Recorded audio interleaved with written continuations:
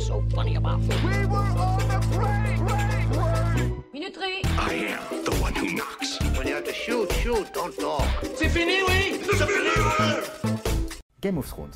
Comment résumer en moins de 3 minutes la série monumentale créée par David Benioff et Daniel Weiss pour HBO, adaptation des célèbres best-sellers de George R.R. Martin. C'est impossible. Game of Thrones, c'est un monument. C'est l'Everest. C'est la 3e symphonie de Beethoven. C'est le 2001 l'Odyssée de l'espace de la série. I never seen a thing like this not ever in my life. En 8 saisons, diffusées entre 2011 et 2019 sur la chaîne HBO, donc, ce feuilleton sur la guerre entre plusieurs dynasties pour la conquête du royaume de Westeros a repoussé toutes les limites du grand spectacle à la télé avec des scènes de bataille dantesques dignes des plus grands films de Ridley Scott, de David Lean ou même de Sergei Eisenstein. Non, non, non, non, non, non, non, je n'exagère pas. Thank you so much for your kind words.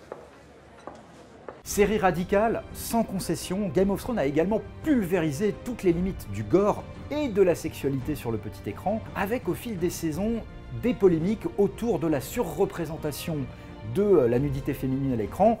That's foul. It's beyond foul. Polémiques que les scénaristes ont fini par intégrer au fil des saisons, avec quand même, au final, des héroïnes qui prennent littéralement le pouvoir au milieu du chaos. Vision paradoxalement à la fois réaliste et fantasmé d'un Moyen-Âge imaginaire à feu et à sang, Game of Thrones a surtout su nous prendre à la gorge par des personnages passionnants, complexes, qui évoluent tous radicalement au fil des saisons, dans une épopée à la fois cruelle et meurtrière, mais aussi très souvent bouleversante.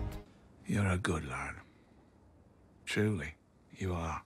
Game of Thrones, ce sont aussi des épisodes inoubliables qui nous ont très souvent laissés à genoux par leur puissance dramaturgique et visuelle. Baelor en saison 1, la bataille de Lanera en saison 2, les pluies de Castamere en saison 3 avec les fameuses noces pourpres, on en pleure encore, les veilleurs au rempart en saison 4, Durlieu en saison 5, la bataille des bâtards en saison 6, les cloches en saison 8, tous ces épisodes, à eux seuls, justifient de considérer Game of Thrones comme l'une des séries, voire peut-être la série la plus importante des années 2010.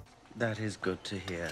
Alors ok, la saison 8 n'a pas plu à tout le monde, elle a été un petit peu écrite à la va-vite et à la truelle. It's more complicated than that, you know it is. En ce qui me concerne, ça ne m'a pas plus dérangé que ça. En tant que fan, j'ai été comblé par la conclusion de la saga. Toujours est-il qu'il y aura un avant et un après Game of Thrones qui aura su tous nous fédérer, des millions de spectateurs à travers la planète réunis devant notre poste pour regarder l'épisode de la semaine et ne pas se faire spoiler. Et ça, ce fut réellement un exploit. Et moi, je vais de ce pas me refaire l'intégrale des 8 saisons. Et oui. It's over. Let it end.